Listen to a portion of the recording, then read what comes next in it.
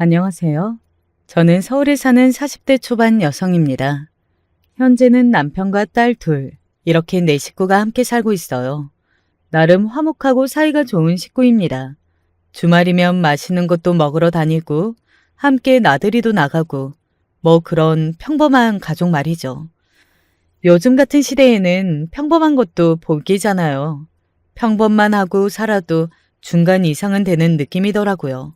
굳이 따지자면 조건이나 상황 같은 건 평범 이상이기는 해요. 저희 친정이 조금 잘 살거든요. 저희 엄마 아빠가 잘 사는 거지 제가 잘 사는 건 아니지만 말입니다. 그래도 이러나 저러나 부모님이 잘 살면 제가 도움을 받는 거나 살아가는 환경 자체가 훨씬 좋아지긴 하니까 복받은 삶이라고 생각하고 감사하게 여기며 살아가고 있습니다. 사실 남편은 저희 집이 그렇게 잘 사는 줄 모르고 저와 연애하고 결혼을 한 거긴 해요. 제가 어디 가서 티를 그다지 안 내는 편이기도 하고 칭찬인지 욕인지는 모르겠지만 부잣집 딸내미인 게 티가 잘 안 난다고 하더라고요.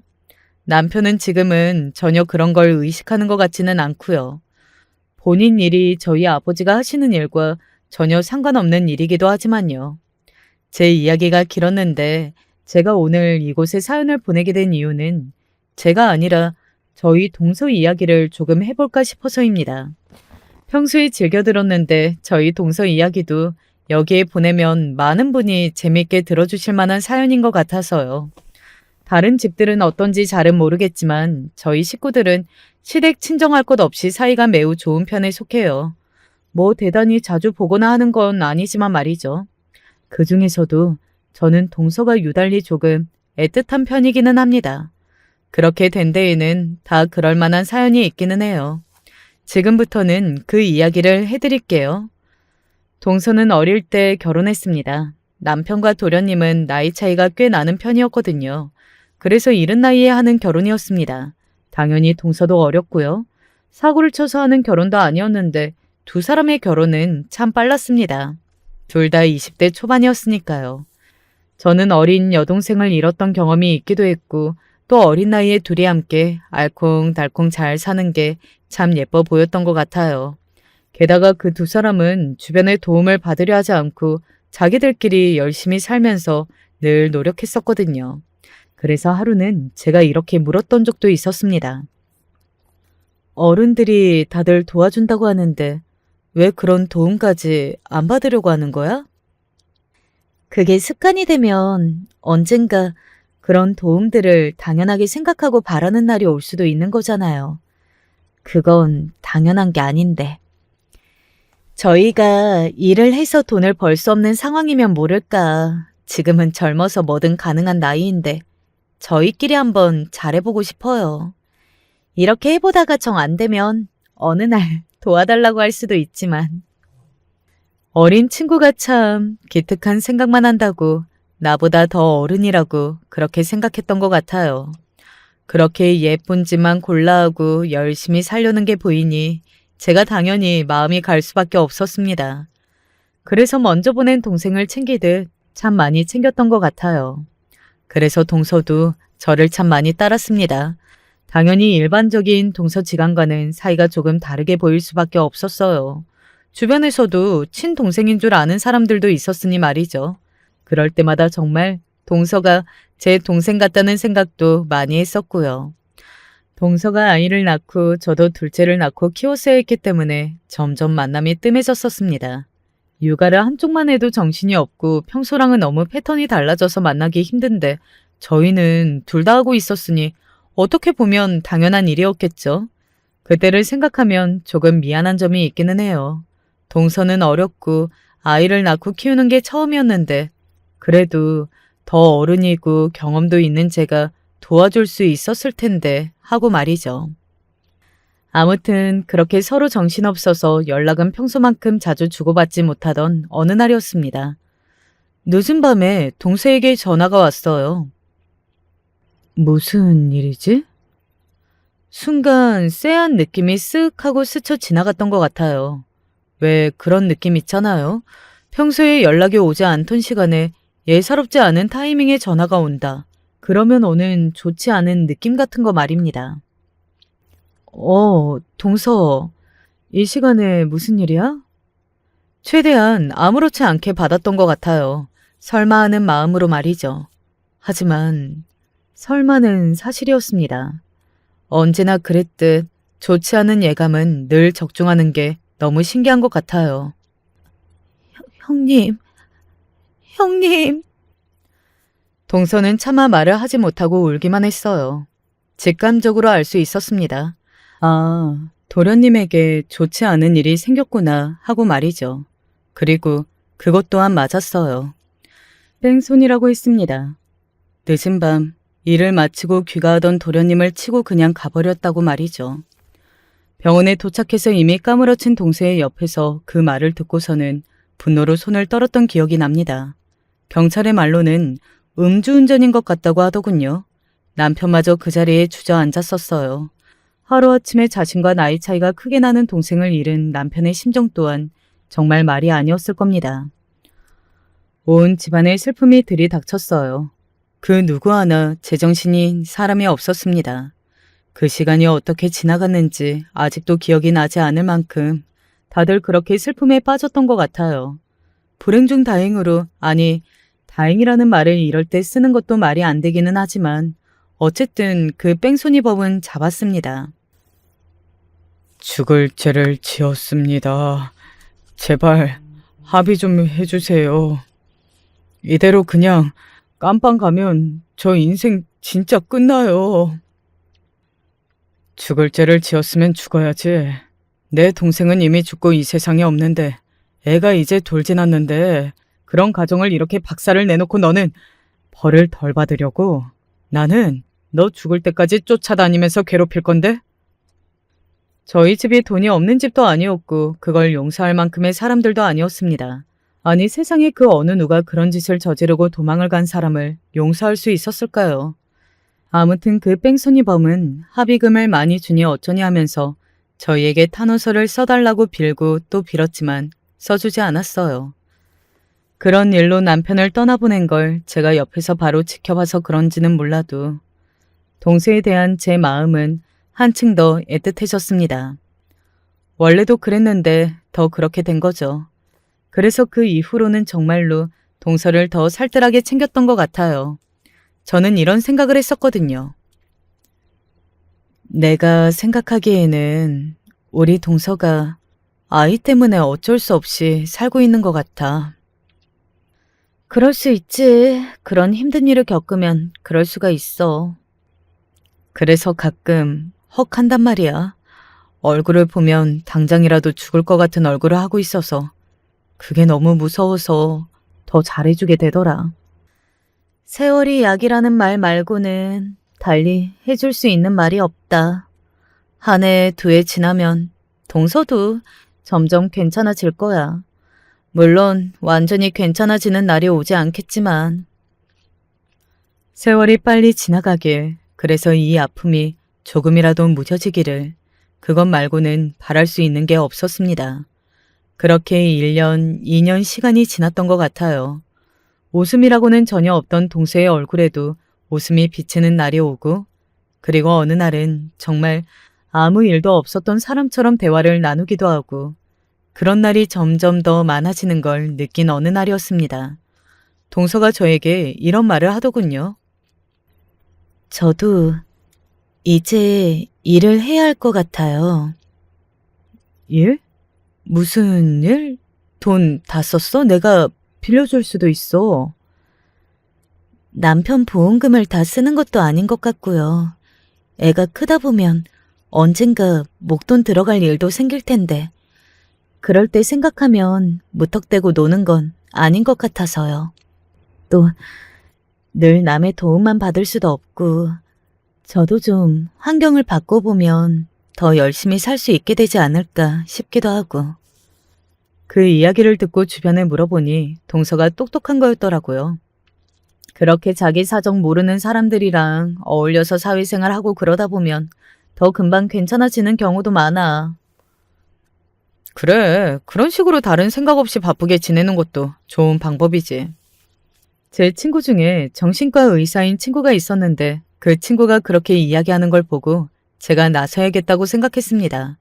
저희 아버지가 하는 회사에 동서를 소개하기로 한 겁니다.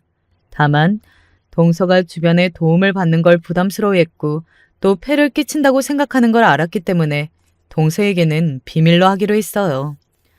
자연스럽게 동서에게 이런 회사도 있는데 한번 지원해봐라 하고 알려준 다음 좋은 조건으로 일을 할 수 있게 도왔습니다.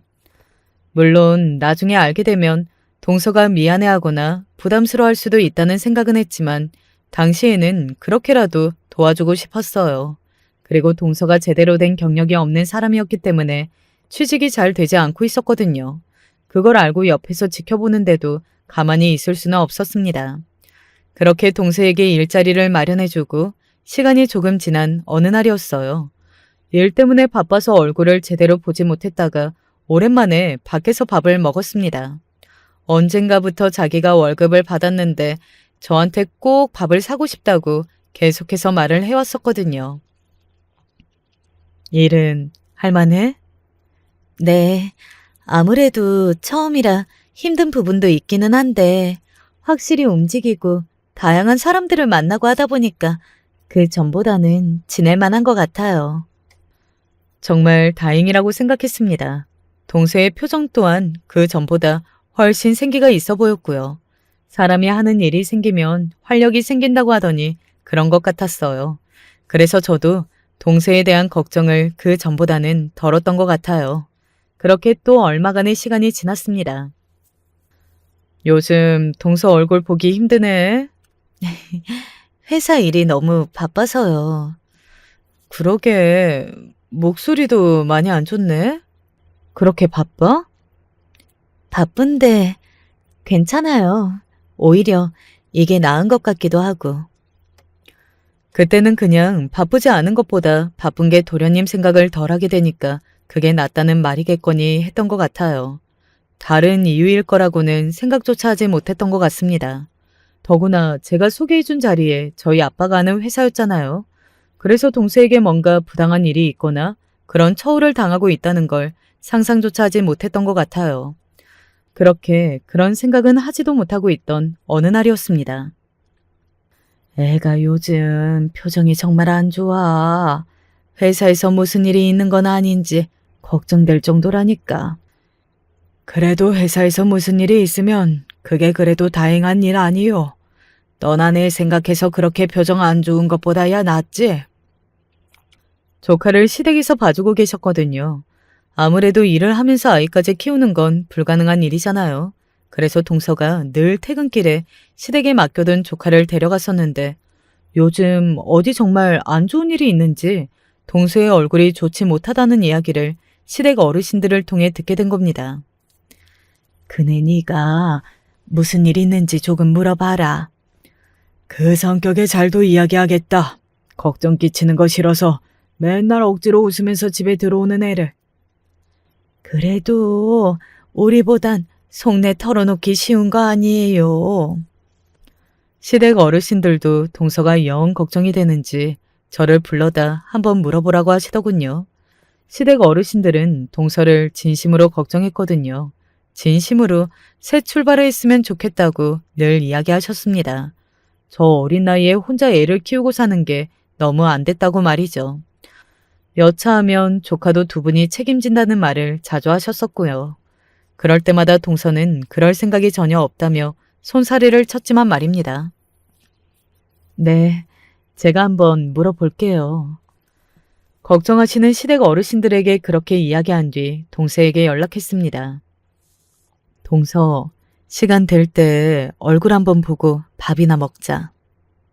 네, 지금은 제가 너무 바빠서. 하는데 동서의 뒤로 누군가가 소리를 지르는 목소리를 들었습니다. 남자 목소리였는데 지금 업무 통화하는 거 아니지?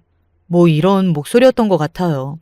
동서는 그 목소리가 들려오고 나서 서둘러 전화를 끊더라고요. 그때는 누군가가 동서를 괴롭힌다는 생각을 직접적으로 하지는 못했던 것 같아요. 아마 직장 내부에서 너네 동서를 별로 안 좋아하는 사람들이 있을 수는 있어. 왜? 경력도 없는데 대우 좋게 들어간 거 아니야? 그러면 아무래도 질투하는 사람들이 생길 수밖에 없지. 아무래도 그런가? 아무래도 그렇지. 이럴 때는 그냥 모르는 척 하고 있는 게 좋아. 그래도 도와주고 싶은데. 어설프게 도와줬다가는 네 동서 진짜 사내에서 왕따 된다. 다 큰 어른들이 무슨 왕따는 왕따야? 얘가 세상 물정 모르는 소리 하네. 요즘 직장 내 괴롭힘, 사내 왕따 이런 게 얼마나 많은 줄 알아? 그런 걸로 비관해서 안 좋은 선택을 하거나 회사 그만두는 경우도 얼마나 많은데. 너 함부로 나서지 마라. 친구들에게 그런 이야기를 들으니 제가 함부로 나서기도 그렇더라고요. 물론 제 전화 한 통이면 도와준다고 하는 사람들이 많을 건 뻔했습니다. 저희 아빠 회사니 당연히 그럴 수밖에 없었고요. 하지만 섣불리 도와주겠다고 나선 행동이 오히려 사태를 더 악화시킬 수 있다는 이야기는 친구들을 통해서 듣고 나니 무슨 문제인지 알아보는 것도 조금 염려가 되더라고요. 뭐 어찌되었든 동서를 그 뒤에 한번 만나기는 했습니다. 안색이 좋지 않더라고요. 시댁 어르신들이 왜 그렇게 걱정을 했는지 단번에 알 수 있는 얼굴을 하고 나타났습니다. 동서, 요즘 회사 일이 많이 힘들어? 아니요. 남들도 저만큼은 다 힘들걸요? 동서는 걱정을 끼치기 싫다는 듯 그렇게 말을 돌리더군요. 하지만 저도 쉽게 물러설 생각은 없었습니다. 얼굴을 보니 걱정이 더 되더라고요. 아니, 그래도 얼굴이 많이 안 좋은데 힘들면 그만두고 다른 일 찾아보는 것도 생각해봐. 정말 그렇게 무리해서 다닐 필요 없어. 정말 괜찮아요. 형님, 회사 일이라는 게 힘들 때도 있고 그런 거죠. 뭐 다들 저만큼은 힘들걸요? 저야 처음 해보는 일이니까 더 힘든 거고. 그래도 정말로 견디기 힘들 만큼 힘이 들면 그때는 형님에게 꼭 말할게요. 정말로요. 지금은 진짜 괜찮아요. 그렇게까지 말하는데 제가 거기서 뭘 더 할 수 있었겠나요? 그냥 그러겠다고 하고 그날은 그렇게 대화를 끝냈습니다. 그리고 집으로 돌아와서 남편과도 이야기해봤지만 남편도 처음 하는 사회생활이면 적응하기까지 시간이 조금 걸릴 수 있다고, 그리고 정 힘들면 본인이 이야기해준다고 하니 믿고 두고 보자고 그러더군요. 많은 분이 여기까지 들으시면 제 친구들이나 남편의 이야기가 다 맞으니 제가 유난을 떠는 걸로 생각하실 수도 있기는 할 겁니다. 제가 실제로 동서에 대해 각별하게 생각했던 것도 맞기는 하니까요. 하지만 직접 만나서 얼굴을 보고 했던 사람들이 느끼는 것들이 있잖아요. 시댁 어르신들이 동서의 얼굴을 보면서 진심으로 염려했던 것처럼 말입니다. 남편과 친구들의 말을 들어도 계속 그날의 좋지 않았던 동서의 얼굴만 떠올랐습니다. 어딘가 생기가 없어 보이고 지칠 대로 지쳐있는 그 얼굴 말입니다. 그래서 도저히 가만히 있을 수가 없겠더군요. 며칠을 고민했던 것 같습니다. 자연스럽게 동서가 일하던 곳에 찾아가서 동서나 그 회사 사람들에게 부담을 주지 않으면서 동서가 회사 일을 어떻게 하고 있는지 살펴볼 방법을 말이죠. 머리를 굴린 끝에 평소에 조금 친하게 지내던 아빠 회사 임원분 한 분에게 오랜만에 얼굴을 뵙고 싶다고 연락했어요. 그리고 회사 근처에서 밥을 먹기로 했습니다. 오랜만에 이렇게 얼굴 보니까 좋구나. 김 이사님도 잘 지내셨죠? 그럼 나야 잘 지냈지. 이렇게 종종 얼굴 보면서 지내자. 나도 늙으니 예전에 알던 사람들이랑 만나면 참 반갑고 그렇더라. 그렇게 한창 대화를 나누다가 자연스럽게 오랜만에 회사를 조금 둘러보고 싶다고 이야기했고 그러라고 허락을 받았습니다. 동서가 어느 부서에서 일을 하는지 그 부서가 어디에 있는지 이미 알고 있었기 때문에 그냥 자연스럽게 그곳을 지나면서 한번 살펴보려고 했어요. 그날은 맹세코 뭔가 나서서 아는 척을 한다든지 할 생각이 단 하나도 없었습니다. 아마 그 일을 목격하지 않았으면 그냥 동태만 살피고 조용히 집으로 돌아갔을 거예요. 아니 지금 제정신이야? 내가 몇 번을 말해줘야 아냐고. 머리에 든 건 뇌가 아니라 돌덩어리야? 어디선가 들려오는 큰 고함에 멈춰 섰습니다. 그 소리는 계속해서 이어졌어요. 어떻게 이렇게까지 멍청할 수가 있어? 어? 죄송합니다. 죄송합니다. 한마디를 듣고 바로 알아차렸습니다. 지금 혼나고 있는 건 다름 아닌 동서라는 사실을 말이죠. 저는 그 자리에 멈춰서서 계속해서 대화 소리를 들었어요. 물론 그러면 안 된다는 걸 알지만 그냥 모르는 척 할 수가 없었습니다. 아니, 진짜 아무리 머리가 나빠도 사람이 정도라는 게 있지. 죄송합니다. 그놈의 죄송합니다. 그 말 말고는 할 수 있는 말이 없어? 어? 하면서 동서의 얼굴에 서류를 집어 던지더군요. 저는 순간 주먹을 꽉 쥐었습니다. 아무리 일을 못하고 말이 안 통한다 치더라도 그건 폭력이잖아요. 성격 같아서는 바로 나서서 따져 묻고 싶었지만 정말 있는 힘을 다해 꾹 참았던 것 같아요. 동서가 혹시나 곤란해지지 않을까 싶은 마음에 말입니다. 하지만 동서를 향한 그 직장 상사의 폭언은 계속해서 이어졌습니다. 아니, 아무리 머리에 든 게 없어도 그렇지. 나 같으면 이런 실수 2번은 안 하겠다. 이게 뭐야, 어? 서류 작성하는 걸로도 매번 이렇게 내 골탕을 먹여? 왜? 아마 여기까지 들으신 분들이라면 이런 생각을 하실 수도 있을 거예요. 아니, 얼마나 일을 못했으면 그런 말까지 듣고 있어. 그 동서가 어지간히 일을 못하고 실수가 잦았나 보네. 라는 생각 말입니다. 사실 제가 선뜻 나서지 못한 이유도 저는 앞뒤 전후 사정을 몰랐기 때문이에요. 아무리 일을 잘 못한다고 해서 사람을 많은 사람들이 보는 앞에서 저렇게 혼을 내는 건 물론 잘못된 일이기는 하지만 그래도 저는 모르는 일이었으니 함부로 나설 수가 없었습니다. 하지만 이런 생각은 했던 것 같아요. 아니, 참 꼼꼼한 사람이고 뭐든 잘하는 사람인데 하는 생각 말입니다. 동서는 정말 똑똑했거든요. 왜 그런 사람이 있잖아요. 하나를 말하면 둘, 셋을 알아듣고 센스 있게 뭐든 잘하는 사람 말이죠. 동서가 그랬어요. 집안 일을 할 때도 저와 대화를 나눌 때도 평소에 늘 그랬기 때문에 다른 일도 잘할 걸로 생각했던 거였고 말입니다. 그러니 제가 일자리도 뒤에서 소개해 준 거고요. 저라고 아무에게나 그러지 않거든요. 그래서 그 소리를 들으면서 화도 났지만 의아한 마음도 있었습니다. 그런데 제 주변을 지나가면서 누군가가 하는 말에 제 의아함이 풀렸어요.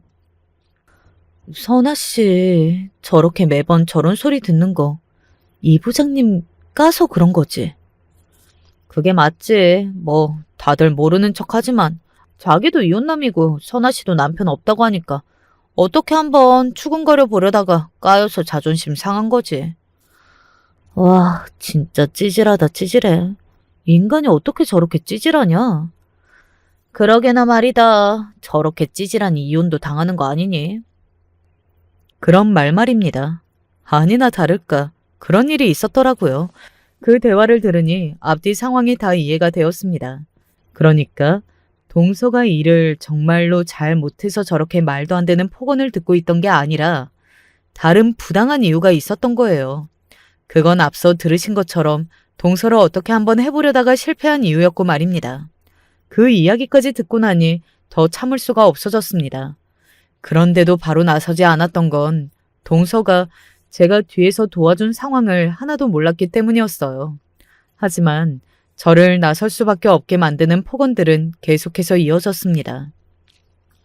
과분연 받아줬으면 일을 좀 제대로 해야 할 거 아니야.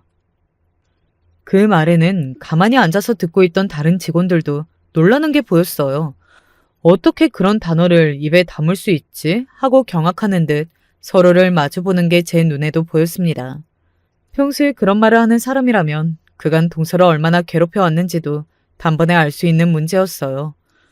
동서가 저 사람 때문에 힘들어하고 있었다는 걸 알 수 있었습니다. 그리고 무슨 자기가 붙여줘요. 입은 삐뚤어졌어도 말은 바로 하랬다고 제가 뒤에서 몰래 붙여준 거였는데 말입니다. 아니, 진짜 너무한 거 아니야? 내가 봤을 땐 이 부장 저 인간 선아 씨 그만두게 하려고 저러는 것 같아. 네가 봤을 때도 그렇지. 쪽팔리잖아. 들이대다가 까인 거. 아마 선아 씨 볼 때마다 생각나서 저러는 걸걸? 저런 인간들은 원래 그런 거에 더럽게 집착하니까. 저는 자세한 정황은 잘 몰랐지만 제가 느끼기에도 그런 것 같았어요. 그 짧은 순간에도 제가 느낄 수 있는 정도면 아마 다른 직원들은 다들 느끼고 있었겠죠.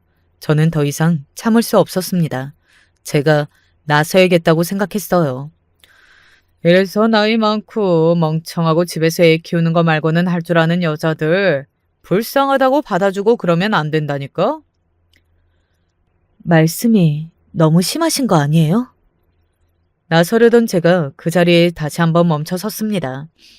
계속 고개를 숙이고 죄송하다고만 이야기하고 있던 동서가 그 상사의 말에 처음으로 대받아친 겁니다. 그 상사는 네가 지금 나한테 말대꾸를 한 거야? 하는 얼굴로 동서를 바라봤습니다. 너 지금 뭐라고 했어? 아무리 그래도 말씀이 너무 심하신 것 같다고 했습니다. 이년이 지금 미쳤나? 너 제정신이야? 그 이부장이라는 인간은 동서의 대받아침에 굉장히 자존심이 많이 상한 듯 얼굴이 시뻘개져서 소리를 지르더군요. 꽤 멀리 떨어져 있는 저도 귀가 아프다고 생각될 만큼 큰 소리였습니다. 당연히 그 주변에 있던 다른 직원들은 인상을 찌푸리며 귀를 막았고 말이죠. 이년이 진짜 봐주니까 눈에 뵈는 게 없냐? 부장님이 언제 저를 봐주셨는데요? 진짜 보자 하니까. 그놈은 이성을 잃은 듯 눈이 획 하고 돌더니 손을 번쩍 들었습니다. 누가 봐도 동서를 한 대 칠 기세였어요. 저는 이제 나설 수밖에 없다고 생각했습니다. 아니 그런 생각을 하기도 전에 이미 그 두 사람에게 다가갔어요. 이렇게 말하면서 말이죠. 그만하시죠. 꽤 큰 소리로 그렇게 이야기하며 두 사람에게 다가갔기 때문에 온 사무실의 사람들의 시선은 당연히 저에게로 향했습니다. 동서가 저를 확인하고 눈이 더 커질 수 없게 커지는 걸 봤어요. 누구세요? 누구신데 남의 부서 일에 참견이십니까? 그놈은 순간 제가 다른 부서의 직원이라고 여긴 것 같더군요. 뭐 회사 안에서 그렇게 나서면 나왔으니 그렇게 생각하는 게 자연스럽기는 했습니다. 형님이 여긴 어떻게... 하지만 동서가 저를 형님이라고 부르는 순간 그 동서의 상사 표정이 순식간에 구겨졌어요. 제가 그 회사의 직원이 아니라는 것을 알게 된 거죠. 그리고 눈을 아래로 내리깔며 저를 바라봤습니다. 본격적으로 무시를 하기 시작한 거예요. 형님, 오선아 씨 형님 되시는 분이세요? 네, 그런데요. 여긴 어떻게 들어오신 건데요? 가득히 안 찍고서는 못 들어오는데. 그게 그쪽이랑 무슨 상관인데요? 다 들어올 만하니까 들어온 거지. 개나 소나 다 들어오고 경비 가만두면 안 되겠네. 그런 대먹지도 못한 말까지 짓거리더라고요. 어디서 부장 주제에 경비하시는 분을 가만두면 된다고 안 된다를 짓거리는 건지 너는 뭐가 되니? 하고 뒤통수로 한 대 후려 갈기고 싶었습니다. 아마 평소라면 그렇게 했을지도 몰라요. 자리가 자리이니만큼 참은 거죠. 네가 뭔데? 뭐요? 네가 뭔데 함부로 누굴 가만두니 아니니 소리를 짓거리냐고. 그렇게 이야기하며 일부러 그놈이 앉은 자리에 명패를 보고 말했습니다. 부장? 부장 주제에 지금 누굴 가만두니 아니니 소리라 하고 있는 거야? 그리고 부장 주제에 이렇게 사람 많은 곳에서 사람을 이렇게 부당하게 대우하는 거고? 얘는 이, 눈에는 눈. 누군가를 개무시하면 똑같이 개무시를 해주면 됩니다. 그리고 저는 그럴 수 있는 사람이었잖아요. 누군가에게 제가 가진 권력으로 짓밟아 누르는 건 정말 잘못된 행동이라고 생각했고 저도 평소에는 절대 그러지 않습니다. 하지만 그 순간에는 그게 필요했어요. 부장 주제? 너 말 다 했어? 그러면 너는 그냥 아줌마 아니야? 일개 직원의 동서 주제에 어디 와서 그 동서 직장 상사한테 연병을 떨어. 니년들 정말 호되게 한번 당해볼래? 어? 누가 누구한테 호되게 당해보겠다고 하는 건지 정말 기가 차서 웃음이 나오더군요. 본인의 미래는 정말이지 단 하나도 짐작하지 못한 채 배를 내밀고 그렇게 소리를 지르는 그 동생의 상사가 너무 우스워서 웃음이 절로 비집고 새어나왔습니다. 물론 그 인간은 그런 저를 보며 더더욱 분노가 차오르는 듯 했고 말이죠. 진짜 인연들이 쌍으로 쳐 돌았나? 저는 그 말을 듣고도 가볍게 그 사람을 무시하고 가만히 이름을 읽었어요. 이현승 부장. 뭐? 아니 진짜 보자 하니까. 형님, 왜 그러세요? 동서도 당황한 듯 보이기는 했습니다. 뭐 당연히 그럴 수밖에요. 동서는 제 정체를 모르니 제가 여기 온 것도 여기서 왜 이러는 건지도 모르는 수밖에 없었어요. 그놈에게 화가 난 건 난 거고 제 행동이 왜 저러는 거지 싶은 건 또 그거였을 겁니다. 저는 그런 동서를 바라보며 걱정하지 말라는 듯이 한 번씩 웃고는 휴대폰을 꺼냈어요. 그리고 방금 전에 함께 밥을 먹었던 이사님에게 전화를 걸었습니다. 회사 구경은 잘했어. 김 이사님, 저 부탁 하나가 있는데요. 아, 그래. 말만 해. 뭐냐? 여기 직원관리부서에 이현승 부장이라고 있는데 혹시 아세요? 거기서부터는 모두의 시선이 저에게 다시 한번 집중되는 것을 느낄 수 있었습니다. 제가 뱉는 말의 내용이 정말로 어딘가 심상치 않다는 것을 모두가 느꼈겠죠. 조금 전까지 불같이 화를 냈던 그놈도 조용히 제 통화 내용을 듣고 있는 것만 봐도 말입니다. 이름을 들어본 것 같기는 하다만 왜? 무슨 일 때문에 그러냐? 이 부장 지금 당장 잘라버려요. 아빠한테는 제가 직접 말할게요. 그거야 어렵지는 않은데 무슨 일 때문에 그러니? 잠시만. 내가 당장 그리로 가마. 그렇게 전화를 끊었습니다. 뭐야? 그놈은 굉장히 당황해서 말을 더듬으며 저에게 그렇게 묻더군요. 저는 그런 그놈의 얼굴을 빤히 바라보며 또박또박 말했습니다. 뭐긴 뭐야. 너 인생 종치는 소리지. 라고 말이죠. 앞서 이야기했듯 사람은 직감적으로 뭔가 쎄한 느낌이 들 때가 있잖아요. 그리고 그런 느낌이 들면 늘 불안하고 좋지 않은 예감은 들어맞을 때가 대부분이고요. 아마 그때 그놈의 심정이 그랬을 겁니다. 그런 감정을 느꼈겠지만 그놈은 지기 싫다는 듯 눈을 부릅뜨고 저에게 되물었어요. 네가 뭔데? 너 누군데 내 인생을 종을 치니 많이 하는 소리를 해? 누군지는 조금만 기다리면 확인할 수 있을 거니까 조금만 기다려. 아니, 여기 경비 불러. 이 사람 쫓아내. 지금 뭐 하는 거야? 그놈은 불안한 마음을 그렇게 떨쳐내고 싶기라도 한 듯 조금 전까지 가만두지 않겠다던 경비를 찾아대기 시작하더군요. 어떤 심정으로 그런 말을 하는 건지 알 것 같아서 그냥 웃음이 나왔습니다. 그 와중에도 웃는 저를 보고 그놈은 얼굴이 새하얗게 질려갔지만 말이죠. 그때였습니다. 민정아. 조금 전에 통화를 했던 이 회사의 임원인 김 이사님이었어요. 회사가 엄청나게 큰 회사가 아니다 보니 회사의 임원진들의 얼굴은 대부분의 사원이 다들 알고 있는 듯 보였습니다. 그분의 등장으로 술렁이는 게 느껴졌거든요. 이게 다 무슨 일이냐? 김 이사님이 제 옆으로 다가와 가만히 물으셨어요. 그리고 그 장면을 보고 있는 그놈의 얼굴은 더 새하얗게 질려만 갔습니다. 조금 전보다 더 말이죠. 아니, 김 이사님이 여긴 어떻게... 그렇게 말을 하며 더듬거리는 그 인간을 가만히 보다가 제가 김 이사님을 향해 말했어요. 아니, 회사에 저렇게 직원들에게 포근하고 대먹지도 않는 이유로 괴롭히고 하는 직원이 있으면 안 되는 거 아니에요? 직원을 괴롭히고 폭언을 해? 김 이사님이 그렇게 이야기하며 그놈을 바라봤습니다. 그놈은 쫄은 게 보였어요. 고개를 숙이며 일단은 사과하더군요. 업무 시간에 직원에게 해서는 안 되는 말을 한 건 인정합니다. 일을 너무 못해서 답답한 마음에 그만 저도 모르게 실언했습니다. 하지만 그 이상 다른 행동을 하거나 한 건 아닙니다. 정말 저도 모르게 비웃음이 비집고 나오더군요. 그리고 그런 저를 보면서 그놈은 또다시 열받은 것 같더라고요. 상황 파악을 못해도 정도가 있지 그러니 그런 짓도 하고 다니는 거겠지만 말이죠. 물론 제가 해서는 안 될 말을 해서 잘못을 물으신다면 그 부분은 사과하겠으나 회사와 아무 관련 없는 타인이 이사님이랑 아는 사람이라는 이유 하나만으로 누구를 자르라는 둥 하실 권리는 없다고 생각합니다만.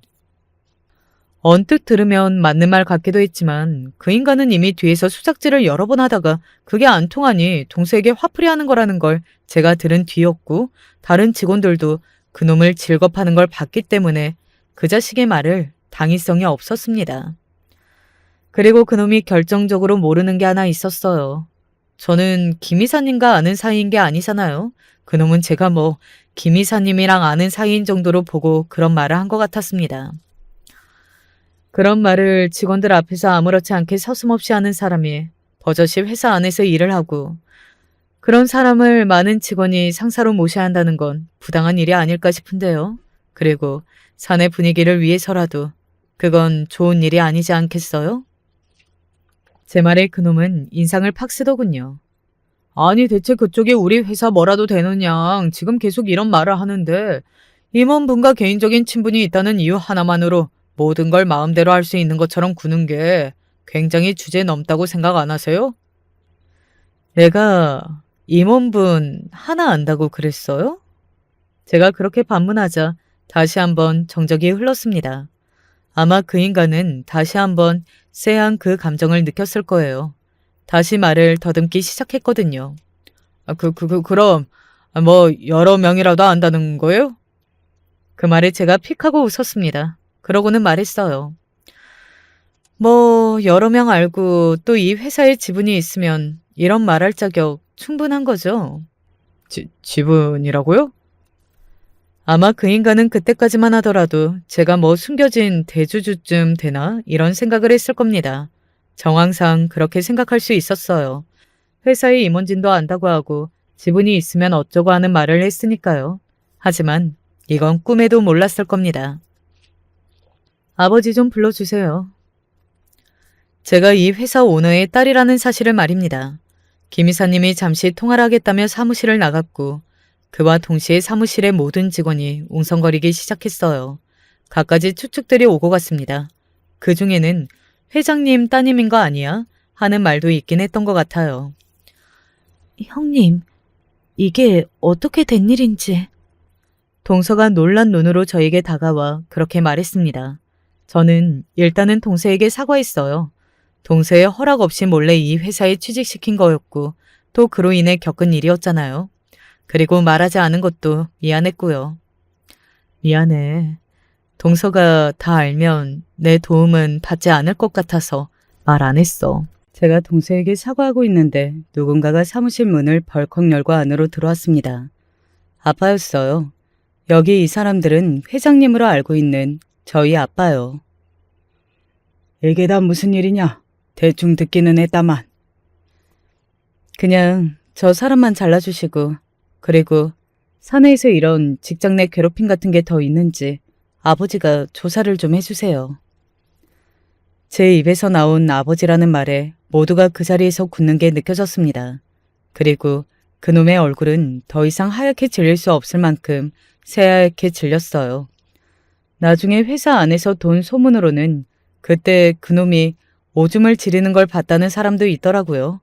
그만큼 겁이 났을 거긴 합니다. 그 상황에서 회사의 오너가 나타날 거라고는 그 누구도 상상하지 못했을 테니 말이죠. 그놈은 그제야 바닥에 납작 엎드려 사과를 하기 시작했습니다. 죄송합니다. 제가 죽을 죄를 지었습니다. 다시는 이런 일이 발생하지 않게 하겠습니다. 한 번만 용서해 주세요. 그 사과가 진심일 거라고 그렇게 생각하지 않았습니다. 아마 그곳에 있는 모두가 저와 같은 생각이었을 거예요. 그 상황에 겁을 먹고 하는 사과일 뿐이었죠. 그리고 제가 누군지 알았으니 더더욱 말입니다. 하지만 저는 그냥 넘어갈 생각이 없었습니다. 그런 인간은 큰 코를 한번 다쳐봐야 했어요. 그렇다고 한들 정신을 차리지는 못하겠지만요.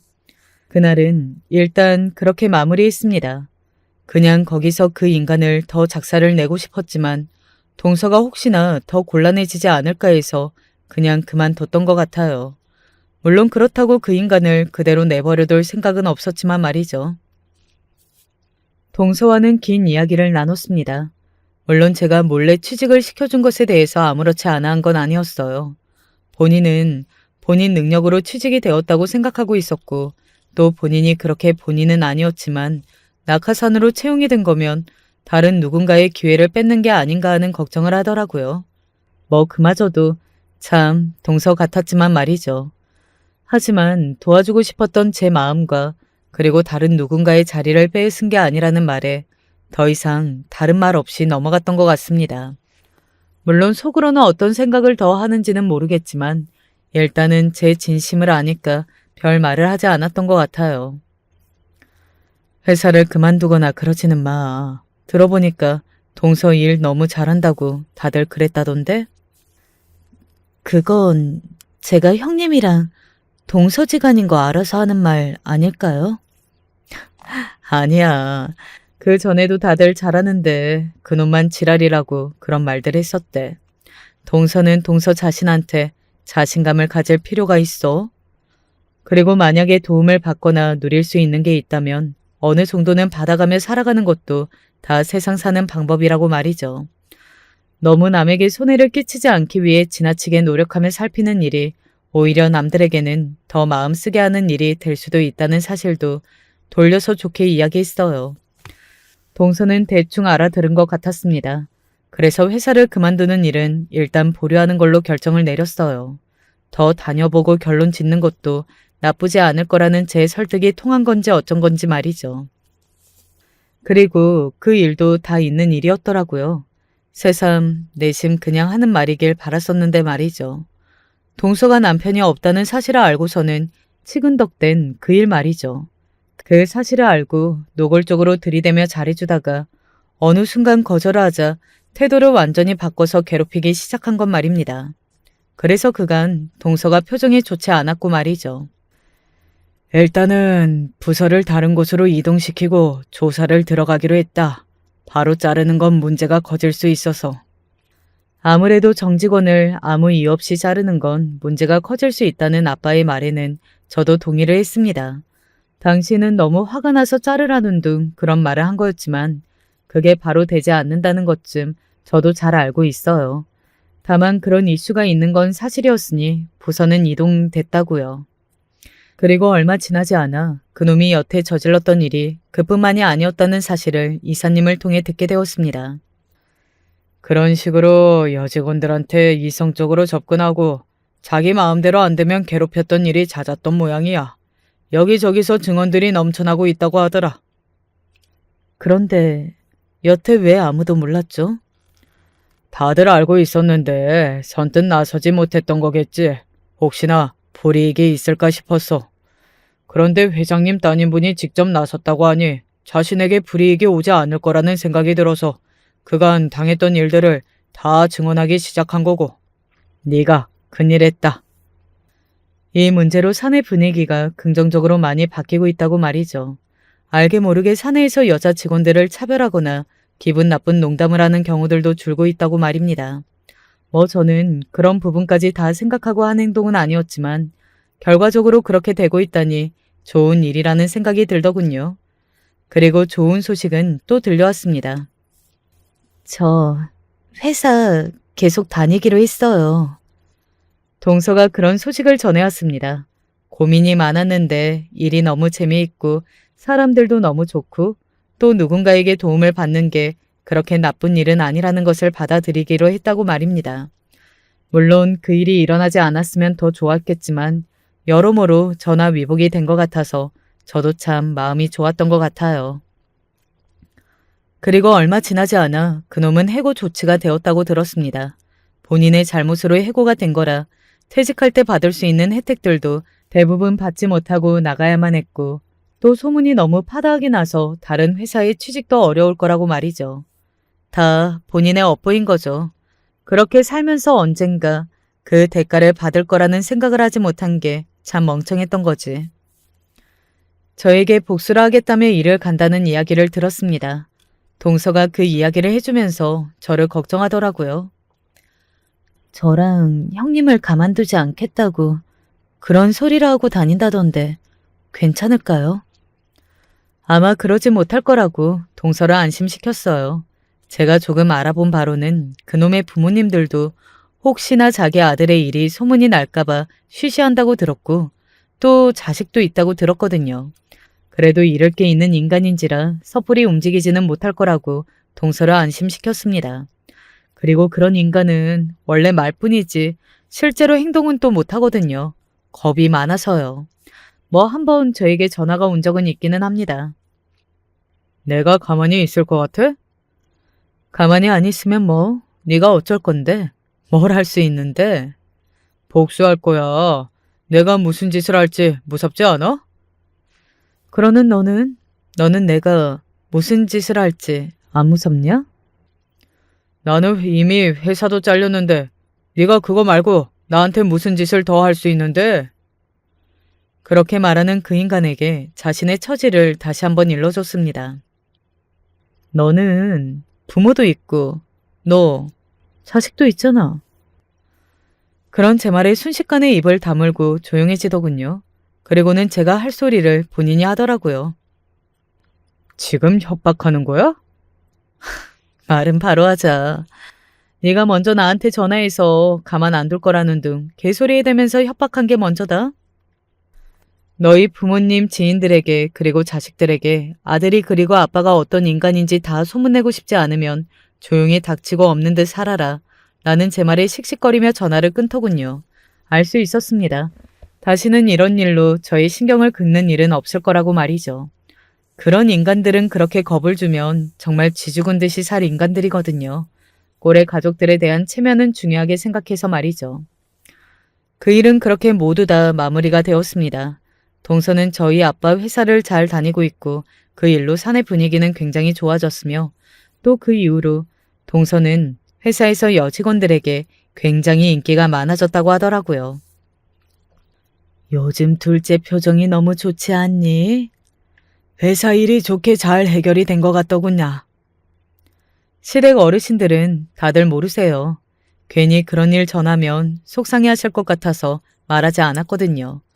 어쨌든 어르신들이 보기에도 동서가 좋아진 게 눈으로 보일 정도면 이제는 안심을 해도 되지 않을까 하는 마음이 들었던 것 같습니다. 제 이야기는 여기까지입니다. 저는 다 해결이 되었고 시원한 이야기라 재밌게 썼던 것 같아요. 물론 들으시는 분들이 재미있으셨을지는 잘 모르겠지만 말입니다. 제가 이 사연을 쓰게 된 이유 중에 하나는 누군가를 동서와 같은 이유로 무시하거나 함부로 대하는 사람들이 혹시 있다면 그 사람들에게 그 업보는 반드시 돌아가게 되어 있으니 그런 이유로 사람을 막대해서는 안 된다는 사실을 알려주고 싶어서 쓰게 되었어요. 물론 저와 같이 복수를 해줄 사람들이 어디에나 존재하는 건 아니지만 말입니다. 제가 어디 가서도 다 도와드리고 싶은데요. 저는 이제 여기서 이야기를 마무리해야 할 것 같아요. 오늘 동서가 회사가 일찍 마치는 날이라 조카와 저희 아이들을 다 데리고 가까운 곳에 맛있는 걸 먹으러 가기로 했거든요. 아이들까지 다 같이 만나는 건 오랜만이라 아이들도 상당히 기대를 하고 있습니다. 다들 오늘만 기다렸어요. 남편은 자기도 가겠다고 했는데 제가 오늘은 아이들과 동서, 저 이렇게만 만나겠다고 했네요. 사실 여사들끼리 만나야 더 재밌잖아요. 남편은 물론 서운해했지만요. 요즘 날씨가 너무 꽤 더워져서 벌써 실내는 에어컨이 빵빵하더라고요. 이럴 때 냉방병 조심해야 하는 거 아시죠? 요즘 느끼는 거지만 정말로 건강이 최고니까 다들 언제 어디서나 늘 건강 조심하세요. 저는 이제 그만 줄이겠습니다. 끝까지 제 이야기를 함께 들어주셔서 감사합니다. 여러분들에게는 기분 좋은 일만 가득하기를 바랄게요. 안녕하세요. 어디에다가 하소연할 것도 없고 친구가 이곳을 알려줘서 어렵게 사연을 보내봅니다. 정말 남편 때문에 미치고 팔짝 뛸 노릇인데 제 이야기를 끝까지 들어주시고 많은 조언 부탁드립니다. 어렸을 적 어머니가 고생하던 것만 생각하면 지금 떠올려도 눈물이 날 정도입니다. 어머니는 요새 말로 효자 남편에게 잘못 걸린 케이스였습니다. 왜들 그렇게 남자들은 대리 효도를 좋아하는지 제가 어렸을 적부터 아빠의 강건한 권유로 인해서 저희 집에는 언제나 친할머니와 함께 있었습니다. 물론 아빠 입장에서는 일찍이 남편을 잃은 친할머니가 안쓰러웠을 겁니다. 당연히 자식으로서 걱정도 됐겠죠. 하지만 그러면 당연히 자식인 스스로가 돌봐야 하는 거 아닙니까?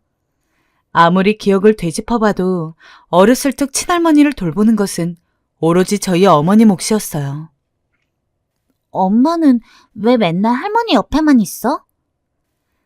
아무것도 모르는 어릴 때의 제가 어머니한테 그렇게 물으면 어머니는 늘 할머니는 몸도 마음도 외로운 분이야. 그러니까 엄마가 돌봐드리는 거고. 라고 이야기했습니다. 그렇게 어머니가 할머니를 돌보느라 힘들 때 아빠는 맨날 일이 바쁘니 뭐니 핑계를 대면서 집에 오면 할머니에게 오늘 잘 계셨냐는 말만 몇 마디 던지고는 바로 골아떨어지거나 아니면 본인이 좋아하는 축구 경기를 보기 바빴습니다. 그게 문제가 된다는 것을 인지했던 건 제가 중학생이 되었을 때입니다. 친할머니는 아주 나쁘신 분은 아니었지만 그렇다고 해서 어머니에게 살가운 분도 아니었습니다. 예, 밥 안 되었니? 어서 밥 좀 차려라. 네, 어머님, 잠시만요. 얼른 가져오래도. 넌 왜 이리 둔한 거냐? 시애미가 이때쯤이면 밥 먹는다는 거 몰라? 미리미리 준비를 해놨어야지. 시애미 모시는 게 어찌 예전 같지가 않구나. 젊을 적부터 몸이 약했다던 할머니는 나이가 들고서는 움직이는 게 불편할 정도로 힘든 상황이었고 그러다 보니까 자연스럽게 어머니를 여기저기 부려먹고는 했습니다. 하지만 문제는 주말에 어머니와 아빠가 함께 있을 때도 언제나 아들인 아빠한테는 아무 말도 안 하면서 어머니만을 불렀다는 겁니다. 할머니 자식은 아빠잖아요. 아빠 좀 시켜요. 왜 맨날 할머니 밥 차리고 집안 청소하고 그런 건 다 엄마가 해야 돼요? 뭐라고? 아니, 이 기집애가 지금 할매한테 뭐라는 거야? 너 안 되겠다. 일로 와봐. 혼 좀 나야 정신 차리겠구나. 어디 기집애가 할 말 못할 말도 못 가리고. 어렸을 적 제가 보기에도 너무 어이가 없어서 대놓고 친할머니에게 뭐라고 한 적도 있었습니다. 그리고 당연히 그날 집안이 뒤집어졌죠. 어머니도 할머니한테 그게 무슨 말버릇이냐며 저를 혼냈고 아빠와 할머니 역시 어린 게 발랑 까졌다느니 기집애가 못하는 말이 없다느니 하면서 저를 뭐라고 하기 바빴습니다. 물론 지금 저희 세대 역시 며느리로서 시부모를 모시는 게 어느 정도는 당연시되고는 했습니다. 요즘 젊은 친구들이야 그런 일 안 하겠지만요. 하지만 저는 그때부터 이미 왜 며느리가 꼭 시부모를 모셔야 하는지에 대한 의문을 가지고 있었습니다. 모시는 건 좋지만 그러면 당연히 자식과 며느리가 같이 모셔야 하는 건데 말이죠. 엄마도 엄마 인생 좀 살아요. 언제까지 친할머니 돌보려고 그래? 솔직히 친할머니가 그렇게 아프신데 아빠가 손 놓고 있다는 것도 난 이해가 안 되고. 그런 말 하지 마라. 너희 아빠가 바쁘고 힘드니까 그렇지. 엄마는 괜찮아. 난 엄마도 미련하고 할머니도 싫고 아무튼 다 믿고 싫어. 시간이 갈수록 할머니 몸은 더 약해져 갔습니다. 그럴수록 어머니 역시 더욱 힘들어져 갔죠. 매일매일 안색이 파리해지는 어머니가 걱정이 되어서 제가 일부러 쓴소리한 적도 있었습니다. 하지만 아무리 이야기를 해도 어머니는 그저 괜찮다며 자기가 할 수 있다며 그런 저를 말렸죠.